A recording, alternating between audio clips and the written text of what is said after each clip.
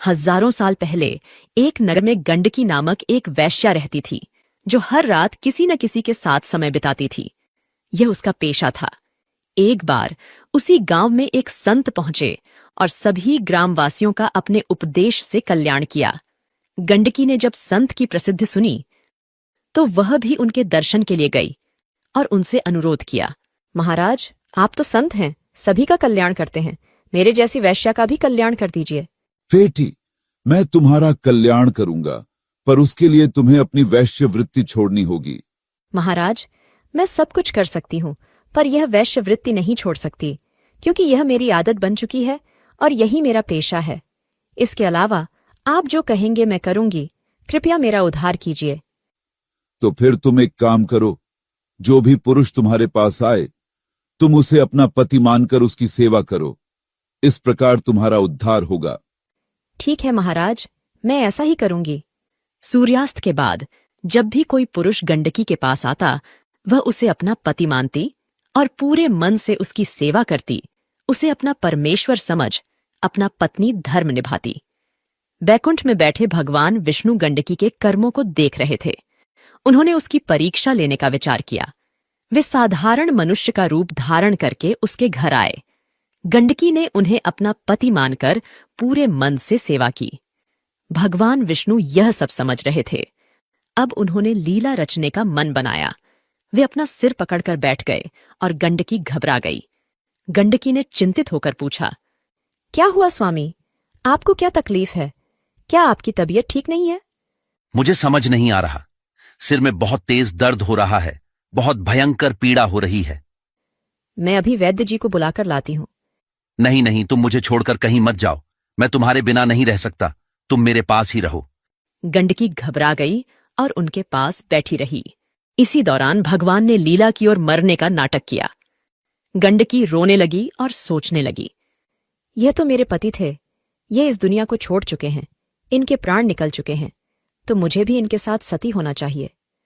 जब गांव के लोगों को पता चला कि वैश्या गंडकी के घर में एक पुरुष की मृत्यु हो गई है, उन्होंने तुरंत अर्थी सजाई और उसे ले जाने लगे। गंडकी ने पूरे 16 श्रृंगार किए और अपने पति की अर्थी के पीछे चलने लगी। अरे गंडकी, तुम कहाँ चली? जाओ, वापस जाओ। गांव वालों ने उसे रोकते हुए कहा, नहीं नहीं, मैं भी उनके साथ जाऊंगी। वह मेरे पति हैं। मैं उनके साथ पत्नी धर्म निभाते हुए सती होना चाहती हूँ। तुम पागल हो गई हो? वैश्या का भी कोई पति होता है क्या? ऐसी बेतुकी बातें मत करो। गांव वाले अर्थी को चिता पर रख चले गए। गंडकी भी अपने पति के साथ चिता पर बैठ गई और मन ही मन भगवान विष्णु से प्रार्थना करने लगी, हे प्रभु, अगर मैंने आपके वचनों पर श्रद्धा रखते हुए अपने पति की सेवा निष्ठापूर्वक की है, तो कृपया इस चिता में स्वयं प्रज्वलित हो जाए। जब भगवान विष्णु ने देखा कि गंडकी उन्हें ही स्मरण कर रही है और उनसे प्रार्थना कर रही है, उन्होंने एक चमत्कार दिखाया और गंडकी की परीक्षा हेतु चिता में प्रज्वलित कर दी। जब आग लगी तो भगवान विष्णु ने एक नजर उस पर डाली और सोचा कि गंडकी शायद डर कर चिता से उठ जाएगी, परंतु गंडकी ने अपनी आंखें बंद की और अपने पति, जो कि भगवान विष्णु थे, का सिर अपनी गोद में रखे हुए वहां बैठी रही। जैसे ही चिता में आग भड़की, भगवान विष्णु को समझ में आ गया कि गंडकी का इरादा अटल है और भक्ति वास्तविक है। गंडकी ने यदि किसी पुरुष को अपना पति मान लिया तो उसके प्रति वह पूर्ण निष्ठा से पत्नी धर्म निभाती थी, और वह अब भी यही कर रही थी। वह अपने पति के साथ अपना जीवन त्याग रही थी। तब भगवान विष्णु प्रकट हुए और अंत हो गई। भगवान विष्णु ने उनकी भक्ति से प्रसन्न होकर उन्हें आशीर्वाद दिया कि अग्नि का उन पर कोई असर नहीं होगा। आंखें खोलो गंडकी, मैं तुम्हारी भक्ति से खुश हूं। मैंने तुम्हारी परीक्षा ली थी और तुम उसमें सफल रही हो। बोलो, तुम्हें क्या चाहिए? प्रभु, आपके दर्शन से मेरा जीवन सफल हो गया। मैंने आपको अपना पति माना है। मेरी आपसे विनती है कि जिस तरह से चिता पर मैंने आपके सिर को अपनी गोद में रखा था, उससे मुझे अनंत सुख की अनुभूति हुई। मैं चाहती हूं कि आप सदा मेरी गोद में रहें। गंडकी, तुम्हारी इच्छा पूरी होगी।